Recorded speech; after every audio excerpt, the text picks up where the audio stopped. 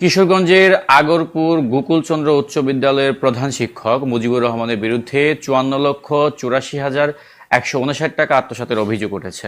এ বিষয়ে বৃহস্পতিবার বিদ্যালয়ের হলরুমে বিদ্যালয়ের ম্যানেজিং কমিটির সভাপতি রামদি ইউপির চেয়ারম্যান আলহাজ আলালউদ্দিনের নেতৃত্বে আলোচনা সভার আয়োজন করা হয়। ম্যানেজিং কমিটির সদস্যবৃন্দ, শিক্ষকবৃন্দ ও সুশীল সমাজের প্রতিনিধিবৃন্দ উপস্থিত ছিলেন সেখানে। অভিযুক্ত প্রধান শিক্ষক মুজিবুর রহমানকে আগামী 7 দিনের মধ্যে বিদ্যালয়ের ব্যাংক অ্যাকাউন্টে 54,84,159 টাকা জমা দেওয়ার জন্য সভায় সিদ্ধান্ত নেওয়া হয়।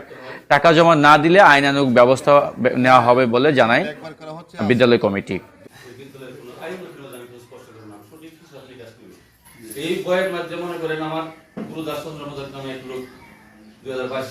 আগরপুর গোকুলচন্দ্র উচ্চ বিদ্যালয়ের আজকের যে মিটিংয়ের সিদ্ধান্ত, আসলে আমরা